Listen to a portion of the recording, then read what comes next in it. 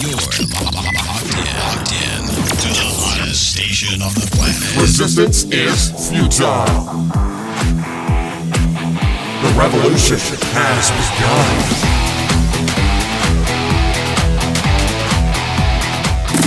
You're listening to Rebelpreneur Radio, helping you break the rules and build the business you need for the life you want. And now, broadcasting his pirate signal from somewhere beyond the status quo, here's your host, best-selling author, marketing and media strategist, Ralph Brogdon. Hello and welcome to Rebelpreneur Radio. It's the show that helps you build the business you need so you can live the life you want. I am Ralph Brogdon. You know, there is a tremendous shift going on in business today, and we've talked about it on other episodes of Rebelpreneur. It's a shift that every business owner, influencer, and Rebelpreneur will want to pay attention to. It's always going to be true that people want to do business with people that they know, like, and trust, but what I think is shifting is the idea that your business exists just to extract as much money and profit and sales from your customers as possible, or to give them equal value in exchange for equal monetary gain in return. The paradigm shift is that businesses, organizations, and brands that experience the most success are doing it not by taking value, but by creating value, not trying to maximize what they receive, but maximize what they give. And that's the competitive advantage that I want to give you today. And that brings me to today's guest, Mr. Bob Burg. He is a sought-after speaker at company leadership and sales conferences, sharing the platform with everyone from today's business leaders and broadcast personalities to even a former U.S. president. Bob is the author of a number of books on sales, marketing, and influence, with total book sales of well over 1 million copies. His book, The GoGiver, co-authored with John David Mann, has sold over 850,000 copies and has been translated into 28 languages. Bob and John's newest parable is the GoGiver series. In the GoGiver series is the GoGiver Influencer.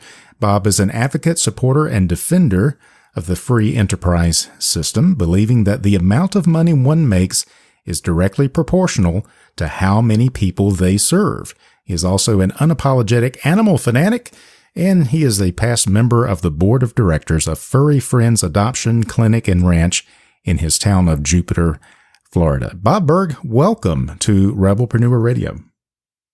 Hey, Ralph, great to be with you.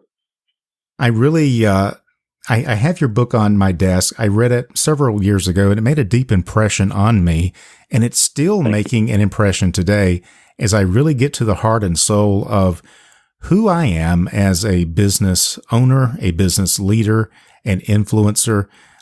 It's the first in the series of the GoGiver series, the GoGiver, as opposed to the Go-Getter.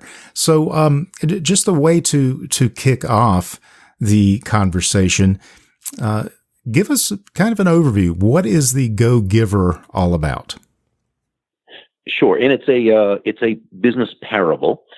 So it's essentially a work of fiction, but based on principles that are tried and true. And many of the stories within the book actually happened. But we put them all together as one single fictional story, co-authored with John David Mann, who really is the lead writer, the lead storyteller. I'm a how-to guy. I'm step 1, step 2, step 3. And so John's the guy who really made this thing sing. But really, the premise of the book is that shifting your focus, and this is so key, shifting your focus from getting to giving. And when we say giving in this context, we simply mean constantly and consistently providing immense value to others. And understanding that doing so is not only a more pleasant way of conducting business, it's the most financially profitable way as well. And you alluded to this in your opening remarks and talking about the shift.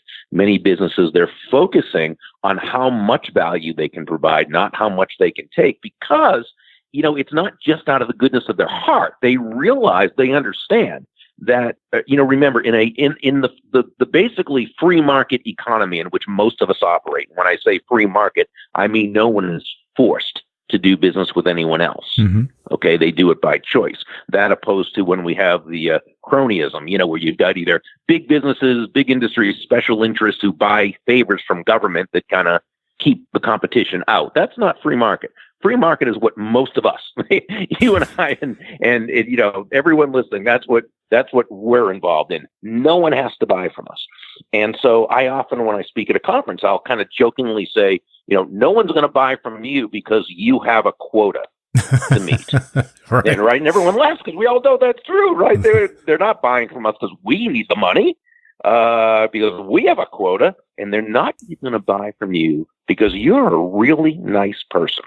They're going to buy from you only because they believe it'll be in their best interest to do so. And that's the only reason anyone should buy from you or from me or from anyone else. So what a GoGiver understands is that to the degree that we can give this person such an immensely valuable, wonderful, fantastic experience, okay, so that they feel they receive much more in value than what they paid, while of course we make a very, very healthy profit.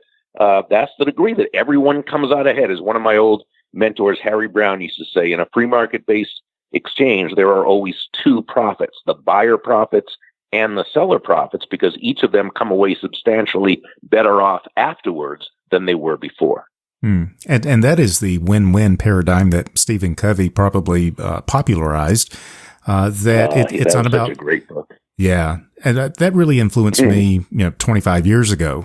7 Habits of Highly Effective People, and that's really a great foundation for this principle of the GoGiver, creating win-win. And win-win is not how much money can I extract from you using every sales and marketing technique in the book, and that is why I think the mindset of the consumer has shifted, and therefore brands, companies, organizations, even nonprofit organizations, we have to go back and really think about what value are we adding? How are we giving value? And so then that leads to the next question. You talked about value that is so much more than the exchange of money, so much more than price. How do we quantify that value? What does that consist of? Well, I think it's important first to really look at the difference between price and value, because as law number one, and the GoGiver says your true worth in the business sense is determined by how much more you give in value than you take in payment. But what does that mean? I mean, that you think about that sounds like a recipe for bankruptcy. Give more in value than you take in payment. So, So we simply have to understand the difference between price and value. Price is a dollar figure. It's a dollar amount. It's finite. It simply is what it is. Value, on the other hand, is the relative worth or desirability of a thing, of something, to the end user or beholder. In other words, what is it about this thing, this product, service, concept, idea, what have you, that brings so much worth or value to another human being that they will willingly pay for it and be glad they did, while you make a very healthy profit? It's paying the accountant to do your taxes, and the accountant charges you $1,000. That's his or her price. But what's the value they provide? Well, they save you $5,000 in taxes. They save you countless hours of time, and they provide you and your family with the peace of mind and security of knowing it was done correctly, right? So, and this is, and so you feel great about it because you got much more in value than what you paid. But the accountant made a very, very healthy profit, because to this accountant, it's well worth it to lease out their time and knowledge and wisdom for that $1,000. Great illustration. And the one I like to use is something that actually happened to me a few years ago. And it's probably maybe it's happened to you, Bob, and maybe it's happened to some of our listeners, where it's a weekend and all of a sudden your toilets are not working the way they are supposed to. And you realize you've got to call a plumber, and it's the weekend. And, in that situation, whatever they charge, I'm going to pay, because I can't go without it, right? So value is is, as you said, relative worth, but it's also relative to the crisis that I happen to be in. A plumber on Saturday night is going to cost me more, but he is a lot more valuable to me when I've got an actual plumbing problem compared to when everything is going just fine. Yeah, exactly. And it's also very important to understand that value is always in the eyes of the beholder. So as the salesperson or entrepreneur, we need to understand that it's not important what we find to be of value about our product or service, or what we think they should think is of value. Yeah. It's discovering what's of value to them. And that's why selling is so important, because what is selling? Selling, by definition, is simply discovering what the other person wants, needs, or desires, and helping them to get it. And so that discovery process is determining what exactly about our product or service is valuable to that person, because it may not be what's valuable to the salesperson. Now, I can think of times when salespeople have tried to sell me a product or service, and they were focusing on, let's say, the low price. Okay. Mm-hmm. Now, there are people who buy only on price, but very few of them, by the way. I mean, mostly, even those who think that price is their determining factor, typically it isn't. Because, how often have you gone in to buy something and you wanted the lowest price, but then a good salesman or saleswoman helped you to see where what you really wanted was another product that was better and was a higher price, but you felt okay. But nonetheless, there are some who really are price buyers. I'm really not that I don't, not that I want to pay extra more than I need to, but price is not my determining factor. For some people, it's status, and that's not really me. For some people, it's they love the bells and whistles. Totally not me. My thing is convenience. I'm a convenience buyer. In other words, I'm lazy. Okay. So to sell me on something, you've got to make sure to communicate to me that it's not going to mess up my day. You know what I mean? But I recall people who were trying to sell me on price. Why? Well, that's how they were trained, or that there was their price buyer, or what have you. Well, they were selling based on what they found to be of value, not what I found to be of value. And we see this all the time. We see a salesperson say, oh, what I like most about this is the so-and-so. Well, that's fine, but that's not really that important. What's important is, what does this person like the most about it? What would they be using it for? How do they see themselves involved with this? And that is so important, to get out of our own world and get into the head, the heart, the feeling of the person that we're trying to communicate with. And we usually end up going in a different direction than the direction that we intended, because the idea of being a go-giver, it's not about trying to put things off on other people that I want them to have. It's discovering how I can add value. And we're actually talking about the first of 5 laws of stratospheric success that you reveal in the book. And if you haven't read the book, these are open secrets, right? They're not things that you're keeping hidden, waiting for the big compensation, but you're actually giving away. And we'll talk about what those 5 laws of stratospheric success is, but it's all about implementation and communicating these things that, as you say, are not new, but are seldom practiced. Right. Would you mind walking through these 5 laws of stratospheric success for us, for those who haven't had the benefit of the book yet, and also to refresh those of us who have been through the book? I would just love to hear your synopsis. Sure. The 5 laws themselves are the laws of value, compensation, influence, authenticity, and receptivity. We sort of covered law number 1, which is that your true worth is determined by how much more you give in value than you take in payment. Again, doesn't mean you don't make a profit. You make a great profit. Go-givers tend to actually be on the upper end of the price structure, because a go-giver sells on high value rather than low price. But it's all about focusing on the other person. This is why we say that money is an echo of value, right? So the focus is on the value. The money you receive is simply a natural result of the value you provide. Now, law number 2, the law of compensation, says your income is determined by how many people you serve and how well you serve them. So where law number 1 says to give more in value than you take in payment, law number 2 tells us that the more people whose lives you touch with the exceptional value you provide, the more money with which you'll be rewarded. So your accountant in the first example, who charged you $1,000 and saved you $5,000 plus the peace of mind and all the other, you probably are very happy with that person. You would recommend that person. You do business with them again. Well, his or her other clients feel the same way. So that accountant is very quickly amassing what we call an army of personal walking ambassadors. And as that accountant continues to touch the lives of more and more people with the exceptional value they provide, their income will continue to grow and grow.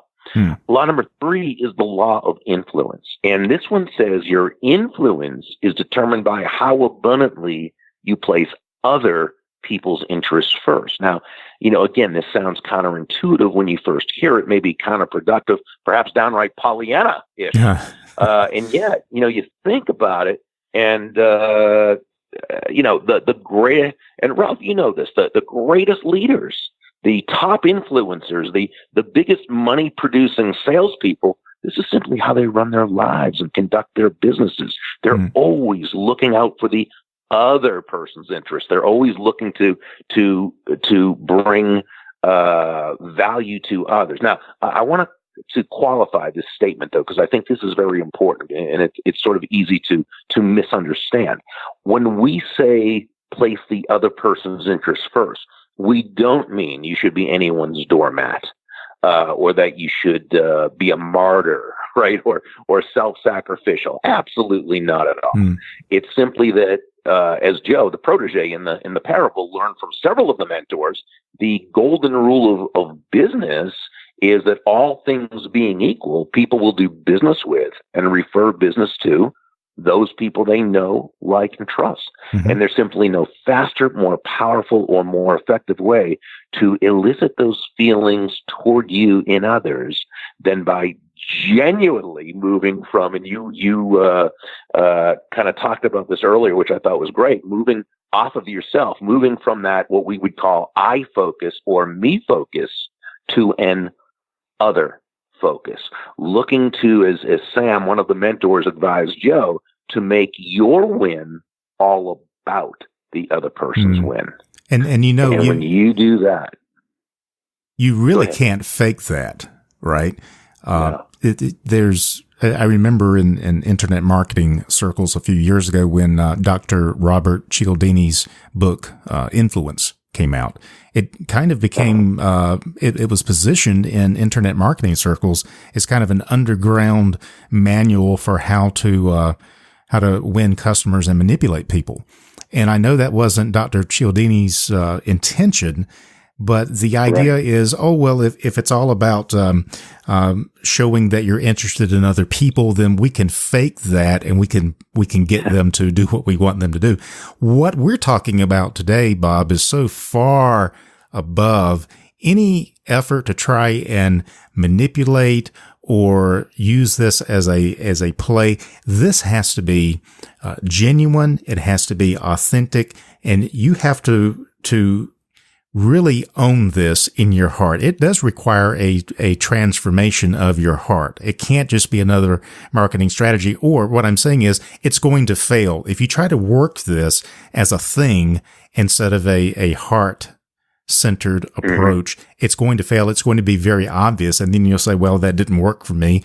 But you're the one that did not give yourself over to this idea. It wasn't real. It wasn't authentic. So we've got to really unlearn all of the marketing and the influence and the salesmanship and the jargon and 101 ways to close somebody, and really get on the same level with them, heart to heart, human to human, and learn how to make these genuine, authentic connections with people. That's really the secret behind this success of this, isn't it?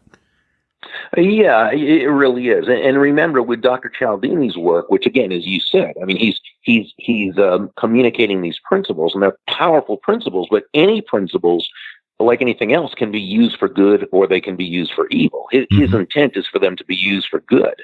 Right. Everybody who knows him just loves him, and he's a very righteous, wonderful man. Yeah. But there's going to be people out there who are going to take principles, and they're going, when I say principles, I mean universal law. I just mean things that, like gravity. Okay. You look at gravity. Gravity just is. And if someone says, well, is gravity good or bad? Well, it depends how it manifests. Depends on where you're at. It's right? good. Well, yeah, it's good when it keeps us from floating aimlessly up into space. It's bad when we fall off a 7-story building. Okay. And so it's the same with Dr. Cialdini's principles of influence. You can use them for good in terms of positive persuasion to help someone to do something that's in everyone's best interest, or you can use them to, as you said, manipulate another person into doing your will. That's a bad thing. Yeah.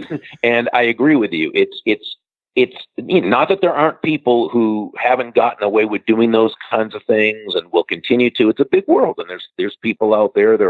But it's very difficult. It's hard work. It's very difficult to kind of keep up that front, especially on the internet these days. It's so easy to get found out.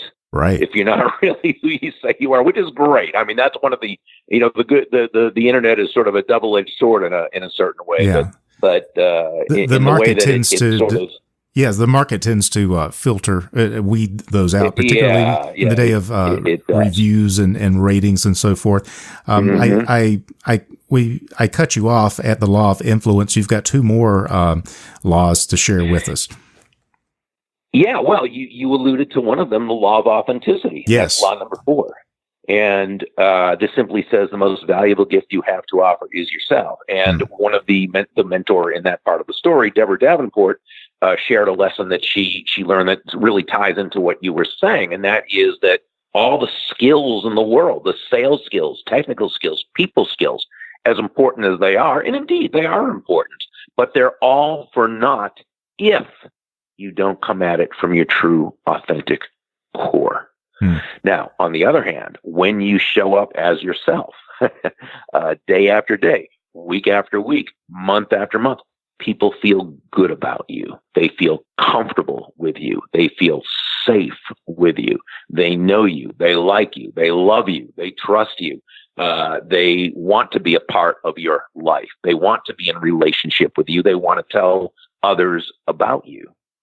So coming from that true, authentic base is just so very, very important. And then law number 5, which kind of brings it home, is the law of receptivity. And the law of receptivity says the key to effective giving is to stay open to receiving. In other words, we don't just breathe out, we also breathe in. Right? We breathe out carbon dioxide. We breathe in oxygen. We breathe out, which is giving. We breathe in, which is receiving.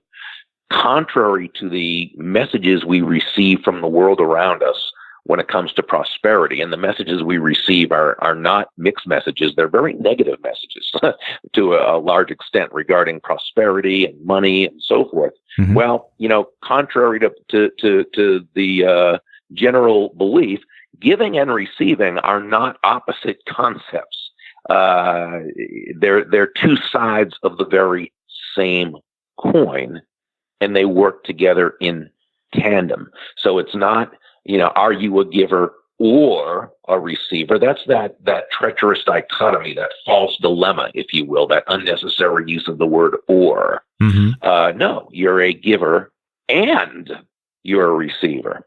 What you understand, though, is that the giving comes first. The focus on bringing immense value to the marketplace. And when you do that, when your focus is on bringing immense value to others, bringing value to the lives of many others, placing the customer's interests first, coming at it from your authentic core, now you've created what we call benevolent context for success. And you've created the situation where you're going to receive, but you have to allow yourself to do so. And that can be difficult for people who've grown up with very negative messages about money. And, on an unconscious level, it's gotten into their head, and they think, well, but people make money are not nice people, or people who make money are, well, it's a big world. There's plenty of people out there. Certainly people do it in a way we wouldn't agree with, but no, especially in a free market based economy, the only way you can make a lot of money is to serve a lot of people and serve them well. That is so well said. And you're right. We do have a lot of money issues that we have to work through, most of them negative, and especially a lot of people that I interview and speak with and work with in the helping space, coaches and consultants, healers, therapists, and many of them coming from a background of, I don't want to talk about money. I just want to do my thing, but they're not able to pay their bills. They haven't really worked out the giving and receiving synergy that you're talking about. And as a result, they're not able to make the impact. They're not able to make the influence that they could be making. And so everybody loses, including them, because they haven't resolved that issue.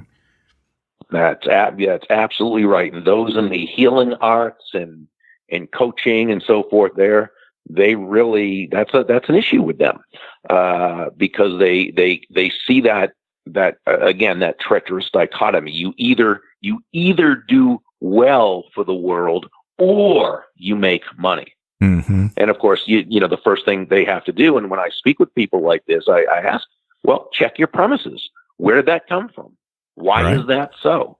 Yeah, I've had people say, there's two kinds of people in the world. Just as I'm going through this exercise with you, Bob, I have in my mental basement, there's a voice that told me a long time ago, there are two kinds of people in the world, givers and takers.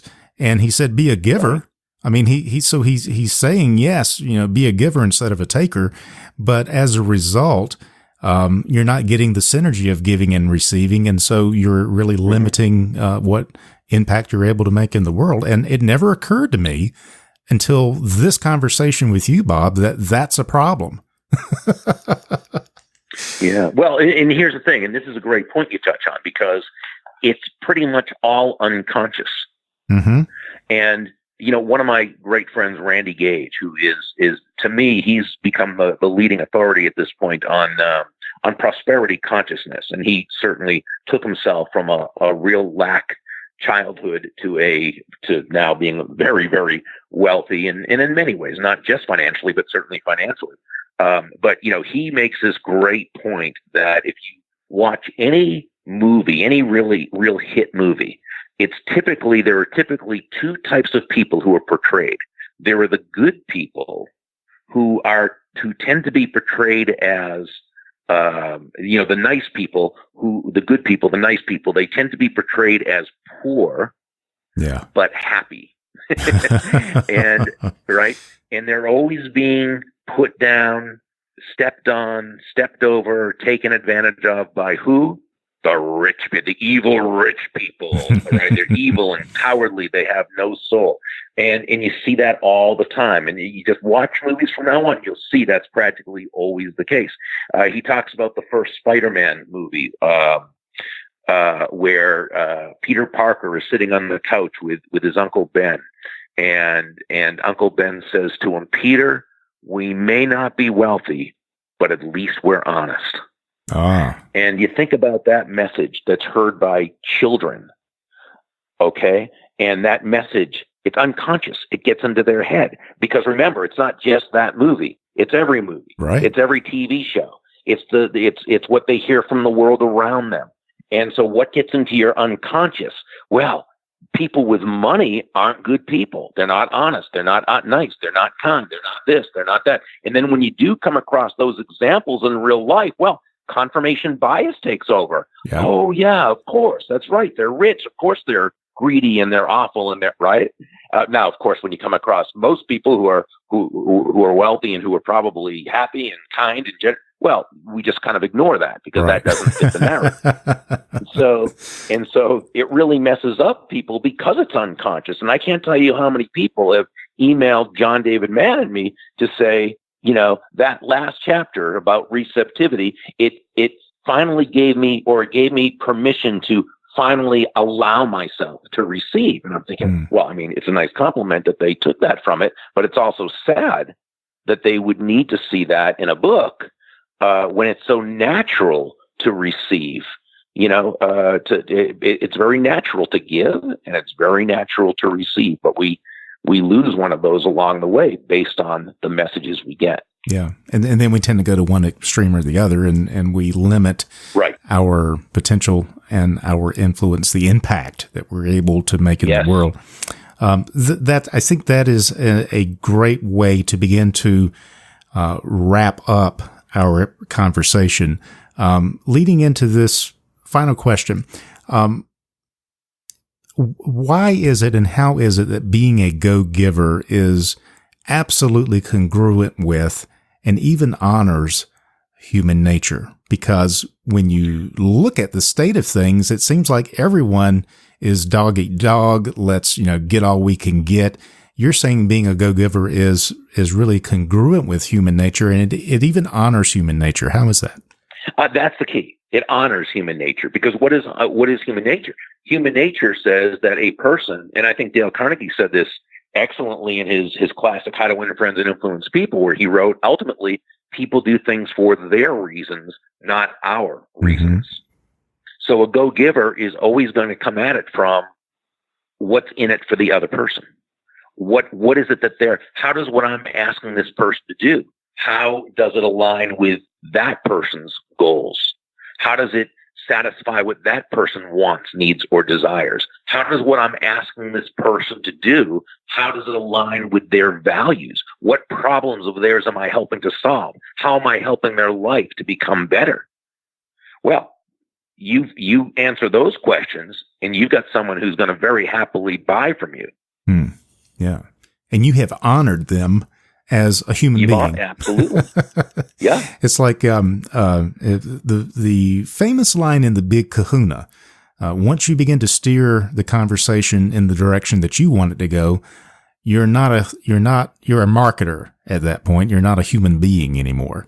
And I think that is so applicable to the time that we're living in, to the shifts that are happening in business.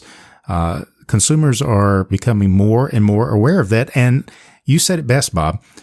No one is forced to do business with you. They choose to do business with you, and they choose for their own reasons why they want to favor you with their business. So I really appreciate you challenging us as rebelpreneurs to, if we're going to break the rules and build the business we need for the life we want, it has to be about being go-givers, learning how to give and receive, to create value, and being more concerned with how we can give and meet those needs. And if we do that, then we are going to be successful beyond what we can even imagine. So this has really been tremendous. I'll leave you. I'll give you the last word, Bob. Any final thoughts or words of wisdom that you'd like to kind of sum everything up with? Well, I remember a wise mentor telling me, it was a couple of years after I got into sales, and I was somewhat successful, but not nearly where I should have been. And it was really, he noticed that my focus was on me, not on the the other person. And I remember he said, Burg, if you want to make a lot of money in sales, he said, don't have making money as your target. Your target, he said, is serving others. When you hit the target, you'll get a reward. That reward will come in the form of money, and you can do with that money whatever you choose. But never forget, he said, the money is simply the reward for hitting the target. Your target is serving others. And that's basically what Joe learned in The Go-Giver. Absolutely. Absolutely. Well, it's been a real pleasure to connect with you, Mr. Bob Burg. Bob is the co-author of the international bestseller, The Go-Giver, and a much sought-after speaker at sales and leadership conferences. He is committed to inspiring the entrepreneurial spirit in all of us. And I think that includes the rebelpreneur spirit as well, because if you really take this philosophy to heart, it is going to set you apart so favorably and give you such competitive advantage in a positive way so that you can make greater income while making an impact, making money while making a difference. And as we've learned today, there is no dichotomy in that. That is actually synergy that the world needs. I encourage our listeners, if you want to find out more about Bob Burg and you want to get started in learning this powerful philosophy of life and business, what Bob calls the GoGiver way, then I encourage you to go to the website, thegogiver.com, and we'll have that link on the Rebelpreneur website as well. Bob, thank you so much for being on Rebelpreneur Radio today. I really appreciate it. Thank you, Ralph. I appreciate you too. You've been listening to Rebelpreneur Radio with Ralph Brogdon. Download the show notes and much more at rebelpreneur.com.